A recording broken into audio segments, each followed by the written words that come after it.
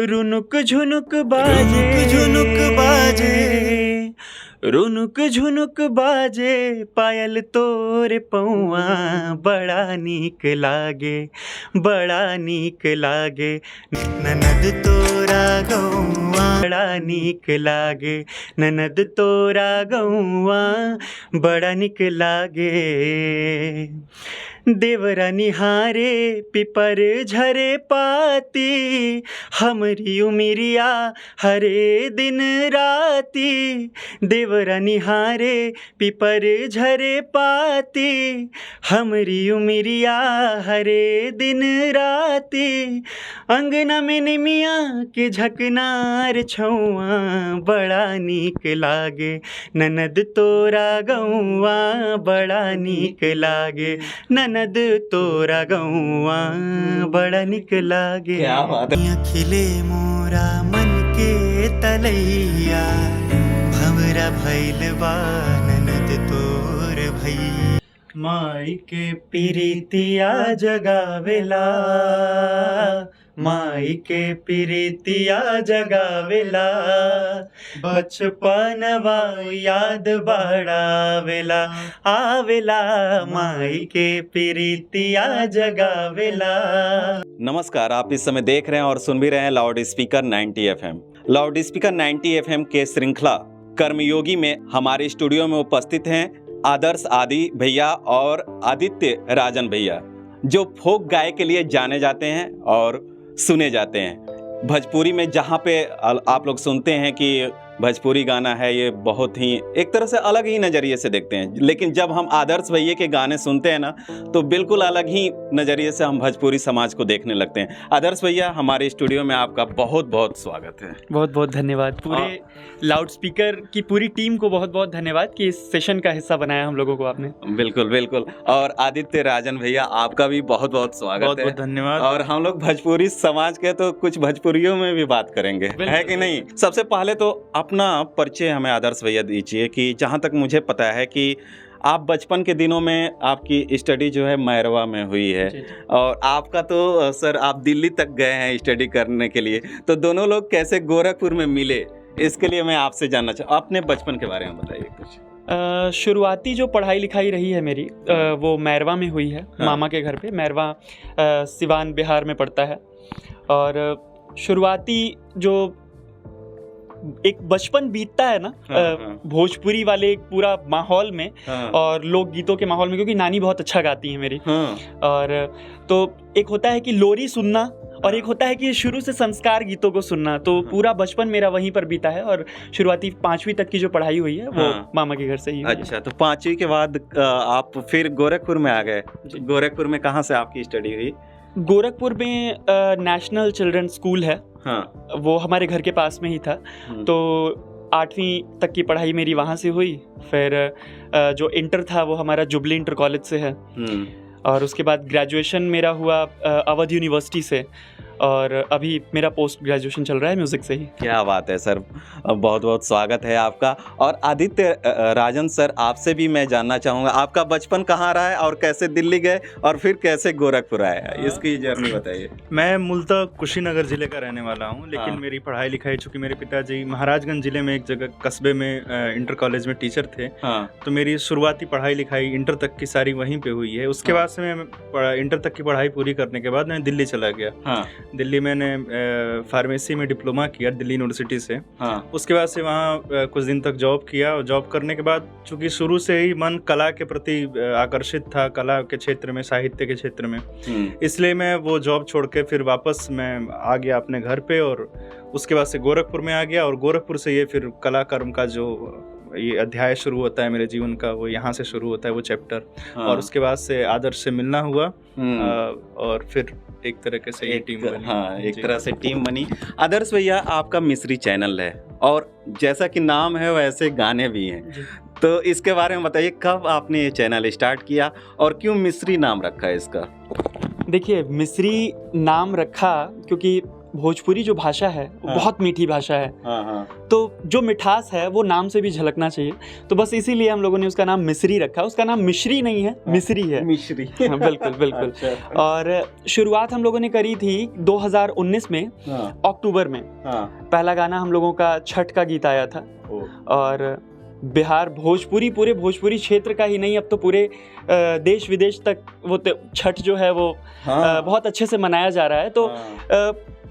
उसकी शुरुआत जैसे भोजपुरी क्षेत्र से होती है, तो बहुत बड़ा त्योहार रहा है उस क्षेत्र का, तो उससे अच्छा कुछ हम लोगों के लिए नहीं हो सकता था छठ के गीत से शुरुआत करनी। हाँ। तो इसीलिए हम लोगों ने छठ में ही शुरू किया। गीत आपने पहली बार गाया था, उसको थोड़ा सा हम चाहेंगे हमारे श्रोताओं को भी वो गुनगुना दीजिए बस। पहला जो गाना आया था वो मैंने ही लिखा था, और अच्छा। पूजा निषाद हैं, गोरखपुर की ही गायिका हैं, हाँ। उन्होंने गाया था। मैं 2 लाइन सुनाऊंगा। बिल्कुल। भोर बाजे कुहू के कोयलिया, कोयलर सब के जगाए, कोयलर सब के जगाए, लहंगा पटुर पहिरी निकसी, धनिया दिहली जिरिगाय, धनिया दिहली रिगाय, भोर बाजे कुहू के कोयलिया, कोयलर सब के जगाए, कोयलर सब के जगाए। क्या बात है सर, ये तो उस पल को याद दिला दिए जब हम लोग घाट पे जाते हैं सुबह के समय, और उस समय तो लगता है कि हम लोग भगवान से डायरेक्ट कनेक्टेड हैं। सुबह के समय जब छठ घाट पे हम लोग जाते हैं, अलग ही मौसम होता है कि नहीं आदित्य भैया? तो आदित्य भैया, आप जब फर्स्ट टाइम आदर्श आदि सर से मिले, तो क्या आप लोगों में कॉमन था कि इतना गहरी फ्रेंडशिप हो गई जो भाई भाई की तरह से रहने लगे आप? तो दरअसल मैं चूँकि गोरखपुर में रह रहा था, हाँ। और हम लोग एक संस्था से जुड़े हुए हैं। एक यहाँ गोरखपुर में कार्यरत संस्था है, बुद्ध से कबीर तक, सामाजिक सौहार्द के लिए काम करती है। तो उस संस्था के माध्यम से, उस संस्था के कल्चरल विंग में था, तो उसी में किसी ओकेजन पर हमारा आदर्श से मिलना हुआ, और वहाँ कुछ देर की बैठकी हुई, गाना बजाना हम लोग का हो रहा था। तो उसमें मुझे आदर्श के इंटरेस्ट के बारे में पता चला, भोजपुरी का जो इंटरेस्ट था इनका, और इनके अंदर जो चीज़ एक ललक थी भोजपुरी म्यूजिक को लेकर कुछ करने के लिए, नया करने के लिए। तो ये उन्होंने उस समय विचार मेरे सामने रखा, और फिर आगे जाके ये विचार उनका मिस्री चैनल के रूप में ही आया। तो वहीं से शुरुआत एक तरीके से हुई है हम लोग के दोस्ती की, हम लोग के भाईचारे की। अच्छा। तो आप अगर देखा जाए, लेखनी में आप ज़्यादा बेटर करते हैं या म्यूजिक कंपोजिशन में, या किस चीज़ में? बेटर मैं किस में करता हूँ ये कुछ नहीं कह पाऊंगा। आप जो भी चीज, लेखनी देख लीजिए, हाँ। गायकी देख लीजिए, अभिनय देख लीजिए, हाँ। ऑलराउंडर हैं। अच्छा। तो बतौर मैं मतलब मिस्री चैनल से बतौर लिरिसिस्ट और कंपोजर जुड़ा हुआ हूँ। गायकी भी एक आध बार मैंने की है, तो मिस्री चैनल के कुछ गाने मैंने लिखे हैं और कंपोज किए हैं। तो वो गाने जो कंपोज किए हैं ना सर, वो हमारे व्यूअर लिसनर को सुनना चाहते हैं आपसे। अच्छा, एक गाना था जो पहला गाना हम लोग का शुरुआती था, जो गारी था, वो मेरा हालांकि कंपोज नहीं किया हुआ, मैंने गाया हुआ है। अच्छा। मतलब उस दिन में उसमें बैंड ही था हम लोग का, उस सबने गाया था, वो सुनाते हैं। राम चारु भैया आइले, राम चारु भैया आइले, मिथिला नगरिया मंगल गरिया। आदित्य राजन भैया, आप जो गाने लिखते हैं, मैं सुनता हूँ आदर्श आदि भैया से, उसमें अलग ही मिठास होती है। तो आपकी लेखनी में इतना अच्छा मिठास कहाँ से आता है और कैसे लिख पाते हैं? और थोड़ा सा हमारे जो व्यूअर लिसनर है ना, उनको अपनी लेखनी का मुखड़ा थोड़ा सा बताइए। ये एक्सीडेंटली शुरू हुआ, मैं कहूँगा कि आदर्श ने कहा मुझसे गाना लिखने के लिए, और सबसे पहला मतलब एक तरीके वो छठ का गीत ही लिखा गया था, कंपोज किया गया था। जो पहला हम लोग का मिस्री चैनल का एक आइडेंटिटी है, वो छठ के गाने से बनी, उसी छठ के गाने से, और सबसे ज्यादा व्यूज उसने उस गाने ने कलेक्ट किए थे। 2020 का जो छठ था उस गाने ने। तो वो गाना एक तरीके से वो नए कॉन्सेप्ट पे लिखा गया था। हालांकि उसमें हमारे ट्रेडिशन की झलक भी थी। हाँ। तो हे छठी मैया के नाम से वो गीत आया था। हाँ। और बहुत ही अच्छा वो गीत बना था। तो आप जब गाने लिखते हैं तो आपके दिमाग में क्या कॉन्सेप्ट चलता है? क्योंकि भोजपुरी समाज लोग ऐसे गाने भोजपुरी का सुनना पसंद करते हैं जिसमें तड़क भड़क हो, कुछ ऐसे हो, लेकिन आपके जब हम गाने सुनते हैं तो उसमें एक अलग ही मिठास होती है। तो कैसे क्या आप कॉन्सेप्ट रख करके अपने दिमाग में ऐसे गाने लिखते हैं? सबसे पहले तो दिमाग में एक चीज़ आती है कि जो हम गाने बना रहे हैं किसी भी तरीके की, वो जो उसकी ऑडियंस है वो एक छोटे बच्चे से लेकर और बूढ़े तक हो। तो आजकल जो भोजपुरी का जो एक इमेज बनी हुई है उसमें ये नहीं होता है कि हमारे घर की माँ बहनें बैठ के उसको सुन सकें, और एक पारिवारिक एक साउंड नहीं करता है वो कि परिवार उनको सुन रहा है। तो सबसे पहला तो दिमाग में यही रहता है कि हम कोई भी गाना बना रहे हैं, चाहे भक्ति तो खैर एक ऑडियंस सारी सुनती है, लेकिन उसके अलावा जो भी गाने बनते हैं वो एक परिवार में सुने जा सकें और उसमें भोजपुरी का जो मूल तत्व है वो शामिल है, भोजपुरी लोक का तत्व शामिल रहे। कि भोजपुरी की जो खासियत है, जो उसकी मिठास है, जो उसकी संस्कृति है वो शामिल रहे, तो इससे भोजपुरी रिप्रेजेंट होगी।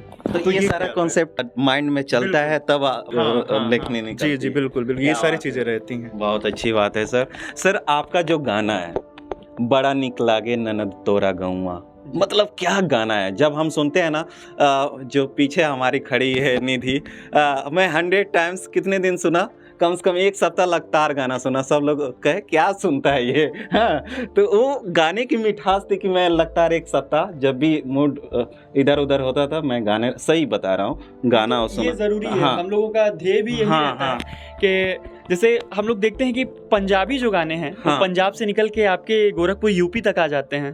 आपका बंगाली गाना, राजस्थानी गाना यहाँ तक चला आता है, लेकिन ये हमारी बदकिस्मती कह लीजिए कि हमारा भोजपुरी पंजाब तक नहीं पहुंच पाता है।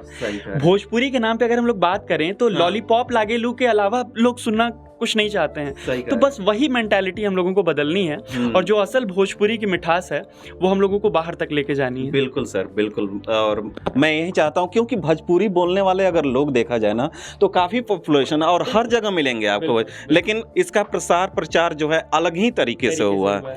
तो वो गाना है बड़ा निक लागे ननद तोरा गौवा, मैं सुनना चाहूँगा सर। रुनुक झुनुक बाजे, रुनुक झुनुक बाजे, पायल तोरे पौआ, बड़ा नीक लागे, बड़ा नीक लागे, ननद तोरा गौआ, बड़ा नीक लागे, ननद तोरा गौआ, बड़ा नीक लागे। देवरा निहारे पिपर झरे पाती, हमरी उमिरिया हरे दिन राती। देवरा निहारे पिपर झरे पाती, हमरी उमिरिया हरे दिन राती।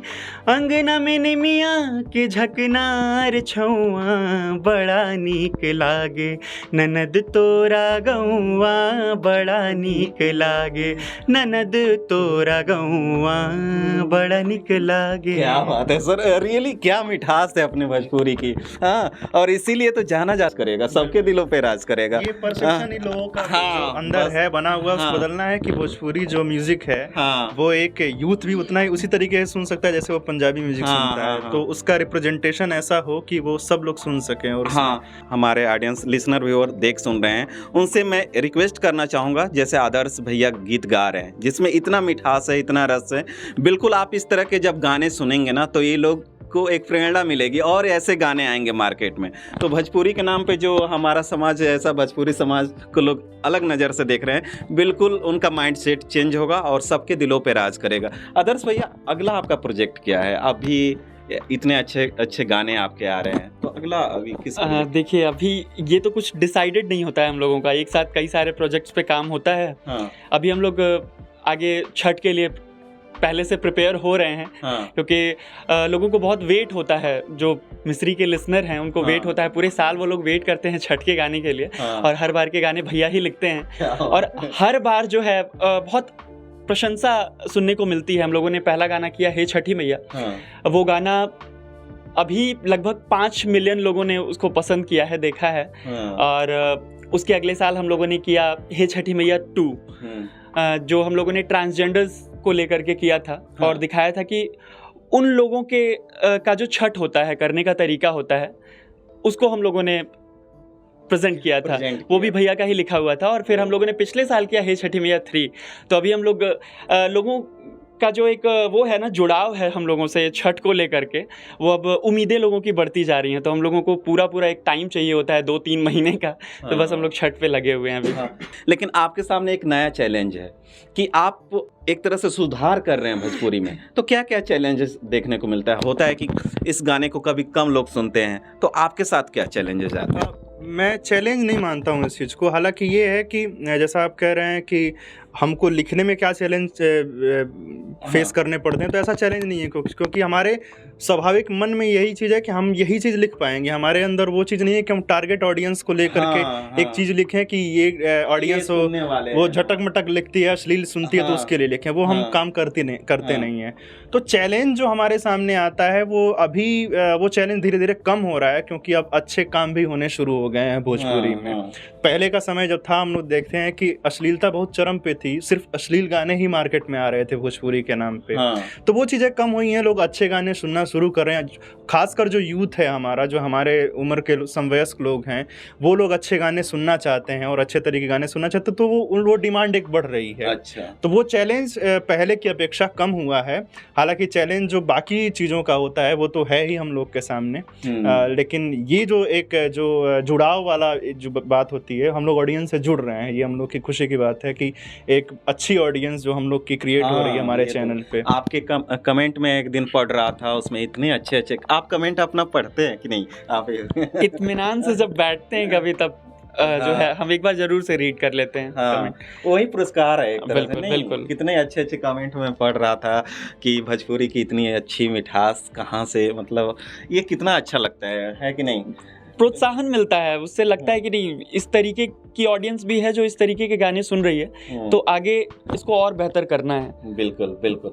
तो कुछ ऐसे गाने हो जाएं जो हमारे आदित्य भैया आज के युवा चाह रही है, तो हम लोग का है कि नहीं ऐसे गाने सुनने चाहिए, लेकिन कुछ युवाओं के लिए हो जाए। अच्छा, एक गीत जो मेरा अपना बहुत प्रिय गीत है और मैं वो सुनाऊंगा। भोलानाथ गंभीर जी, तारकेश्वर मिश्र राही जी का। मुझे व्यक्तिगत रूप से काफ़ी पसंद है ये। और इसके मतलब ये शब्द आप सुनेंगे और उसका भाव जब सुनेंगे और समझ पाएंगे, तो आपको लगेगा कि भोजपुरी में इस लेवल का भी गीत हो सकता है। काहे क्रिया धरावेला तू आन के तरे, काहे क्रिया धरावेला तू आन के तरे, तोहके पुतरी में राखीला परान के तरे, तोहके पुतरी में राखीला परान के तरे, काहे क्रिया धरावेला तू आन के तरे। कि कबो बदरानियन्ना बरिसलैहा, कबो बदरानियन्ना बरिसलैहा, कबो बदरानियन्ना बरिसलैहा, कि हम ता जरा तनी जेठ के सिवान के तरे, हम ता जरा तनी जेठ के सिवान के तरे, काहे क्रिया धरावेला तू आन के तरे, काहे क्रिया धरावेला। क्या बात है सर, काहे क्रिया धरावेला आन के तरह, जैसे लूह चलती है और सिवान पे जो गर्मी पड़ती है उस तरह से। क्या मतलब सर, ये भोजपुरी का एक बिंब है जो लोग नहीं समझ पाते हैं कि भोजपुरी की ताकत क्या है, उसके साहित्य, उसके गीतों में। उन लोगों को ऐसे गीतों को सुनकर समझना चाहिए।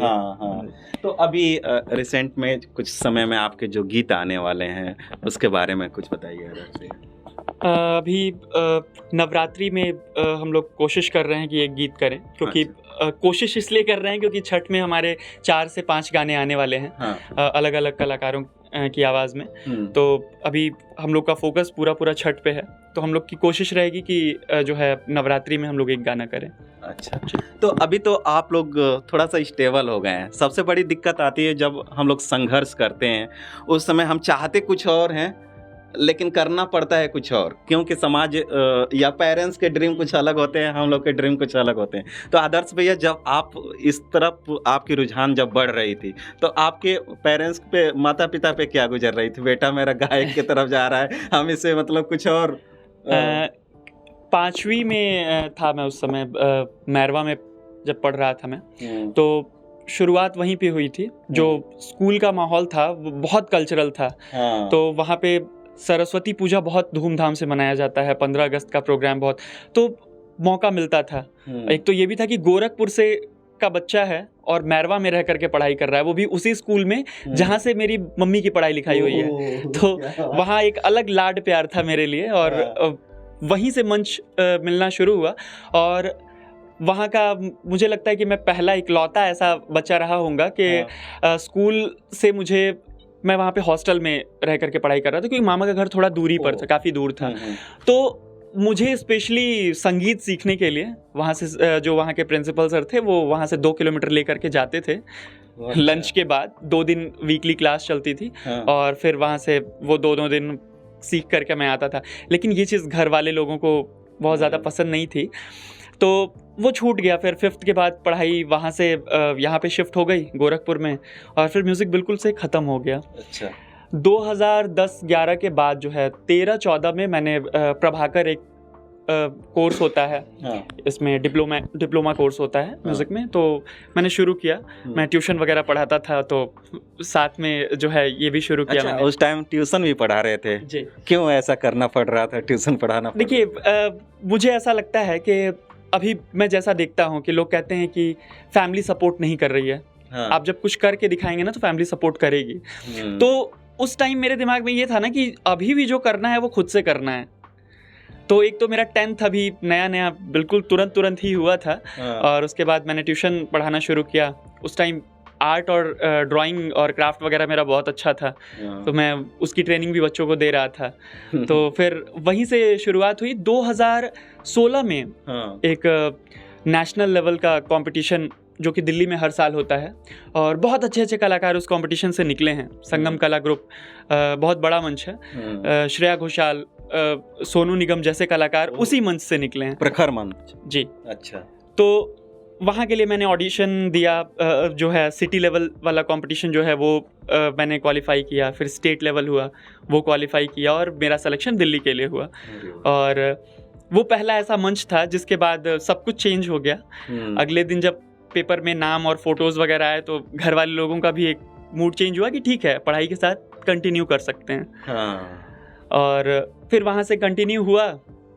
फिर 2019 में भैया से मुलाकात हुई, और उसके बाद मिस्री की शुरुआत हो गई।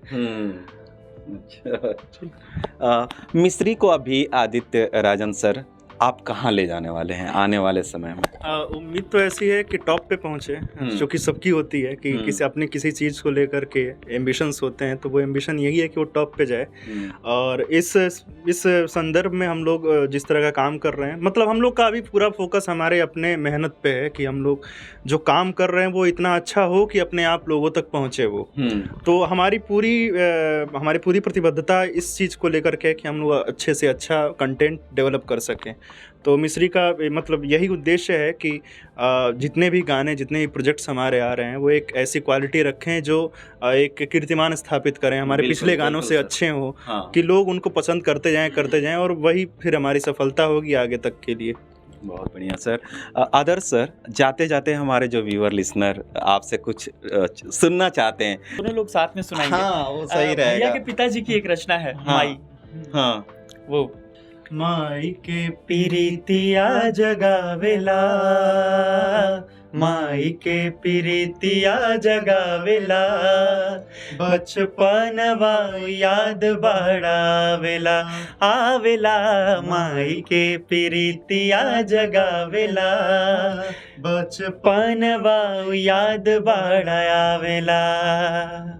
पटरी लेके जाई स्कूल में, भाग के नहाए जाई पूल में। एक बचपन की याद है। पटरी लेके जाई स्कूल में, भाग के नहाए जाई पूल में। भूतहा इनार डेरवावेला, भूतहा इनार डेरवावेला, बचपनवा याद बड़ा आवेला, बचपनवा याद बड़ा आवेला। माई के प्रीतिया जगावेला, बचपनवा याद बड़ा आवेला। क्या बात है सर, आप लोग की आवाज़ में एकदम मिसरी है सर। पास से ऐसे तो मैंने सुना यूट्यूब पे, लेकिन पास से जब सुन रहे हैं ना तो एक होता है ना सर, एक इंटरटेन होता है और एक होता है आप उस फील को और उस मोमेंट से जुड़ जाना, वो आप लोगों की आवाज़ में है सर। आपका कोई भी आवाज़ सुनेगा ना तो वो फील करने लगेगा, हाँ ये चीज़ें मेरे साथ हुई थी, मेरी ज़िंदगी में हुई थी। तो एक तरह से रिकॉल भी होती है सारी चीज़ें, हाँ, और वही अपना होता है सर, है कि नहीं आदर्श सर? बिल्कुल। भूली बिसरी जिसको यादें बोलते हैं। तो आप लोग हमारे स्टूडियो में आए आदर्श भैया और आप आदित्य राजन सर, इसके लिए बहुत बहुत आभार। बहुत बहुत शुक्रिया लाउड स्पीकर एफएम का भी हम लोग को बुलाने के लिए, और उनके दर्शकों का अभिवादन करते हैं हम लोग। ऐसे ही लाउड स्पीकर से जुड़े रहिए, हम लोगों से जुड़े रहिए, अच्छे म्यूजिक अच्छे कंटेंट हम लोग आपको अब तक पहुंचाते रहेंगे। बिल्कुल आदर्श सर, आपसे और बातें करते हैं लेकिन आपका मीटिंग है मैं जानता हूं, इसलिए मैं संक्षिप्त में रख रहा हूं। तो ये थे हमारे कर्मयोगी श्रृंखला में आदर्श आदि सर और आदित्य राजन सर, जिनका अलग ही गाना है, अलग ही लेखनी है। आप सुने भी होंगे कि भोजपुरी को जिस तरह से लोग देखते हैं वैसा नहीं है भोजपुरी, उसमें कितनी मिठास है, कितना प्रेम है। तो ऐसे ही किसी और श्रृंखला में आपसे होगी मुलाकात, तब तक देखते रहिए, सुनते रहिए लाउड स्पीकर 90 FM।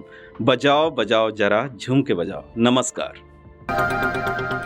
बजाओ जरा झूम के बजाओ, बजाओ बजाओ जरा झूम के बजाओ।